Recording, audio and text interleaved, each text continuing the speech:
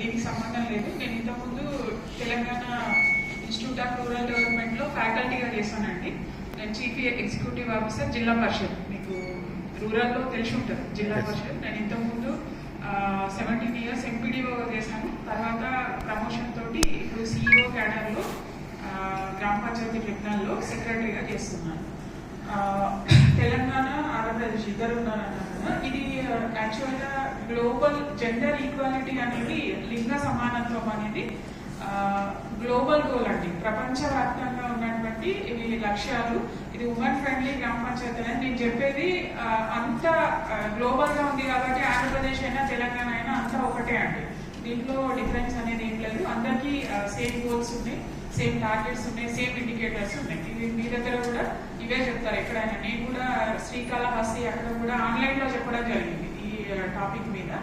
ETC ఉంటుంది Srikalahasti extension training centre, వాళ్ళ కూడా నేను చెప్పడం జరిగింది.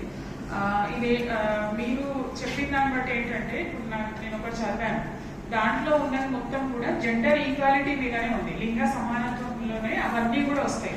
ఆ లింగ సమానత్వానికి సంబంధించి మనకి 2016లో సస్టైనబుల్ డెవలప్మెంట్ గోల్స్ అని పెట్టిరండి. మీరు అంటే NGOs కాబట్టి విన్నారా లేదా నాకు మా డిపార్ట్మెంట్ అయితే తెలుసు. సుస్థిర అభివృద్ధి లక్ష్యాలు అంటారు. అవి 17 ఇంట్రడ్యూస్ చేయడం జరిగింది 2016లో.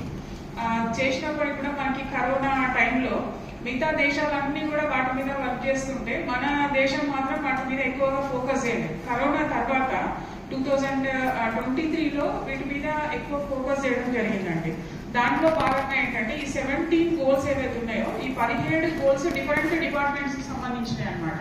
అవేంటంటే మనకి గ్రామ స్థాయిలో చేయాలన్నప్పుడు ఆ గ్రామ స్థాయిలో ఆ డిపార్ట్మెంట్ కి సంబంధించినటువంటి అధికారులు ఉండరు, సమాచారం ఉండదు.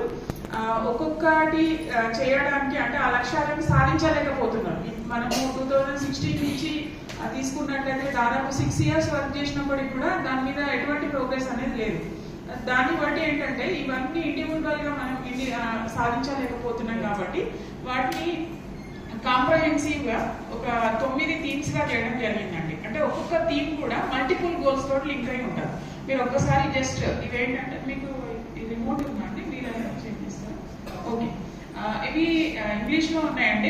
ఇవి 17 గోల్స్. దీంట్లో నో పావర్టీ అనేది మీకు ఆల్రెడీ ఇది ఇస్తారు, ఒకసారి మీరు చూసుకోండి. అంత డీటెయిల్ గా చెప్పాలంటే ఇప్పుడు టైం కూడా ఉండదు. ఈ 17 అనేది సస్టైనబుల్ డెవలప్మెంట్ గోల్స్ అండి. ఇప్పుడు 2030 వరకు అంటే మా పంచాయతీరాజ్ డిపార్ట్మెంట్ కాకుండా దేశంలో ఉన్నటువంటి, రాష్ట్రంలో ఉన్నటువంటి అన్ని డిపార్ట్మెంట్స్ కూడా ఈ సస్టైనబుల్ డెవలప్మెంట్ గోల్స్ మీదనే వర్క్ చేస్తున్నాయండి. ఏది తీసుకున్నా కానీ దీనికి లింక్ చేస్తారు. ఏ ప్రోగ్రామ్ తీసుకున్నా దీనికి లింక్ చేసి చేయడం అనేది జరుగుతుంది.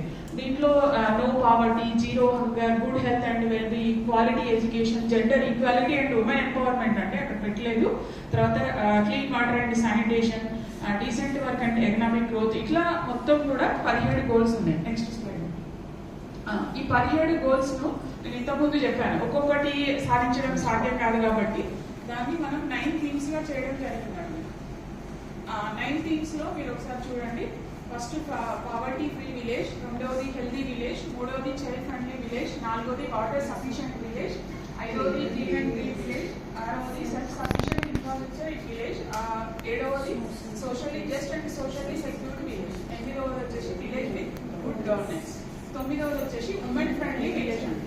ఇది మీకు relevant subject. Women friendly village అనేది రిలవెంట్ సబ్జెక్ట్. దాంట్లో మొత్తం మీరు విన్న తర్వాత మీకు ఒక క్లారిటీ అనేది వస్తుందండి. మీకు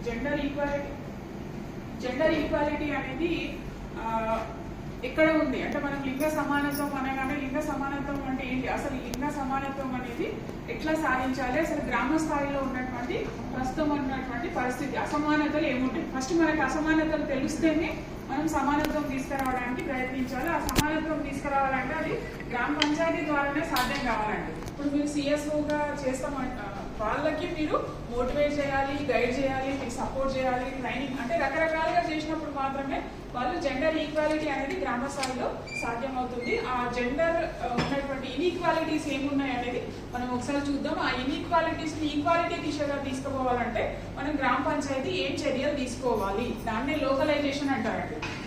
దాన్ని తీసుకోవడానికి గ్రామ పంచాయతీకి ఏం సపోర్ట్ అనేది ఫండింగ్, దీనికి యాక్చువల్ గా మిగతా 9 స్కూళ్ళల్లో ఎన్ని థీములు చేయడానికి ఫండ్స్ అవసరం ఉంటాయండి.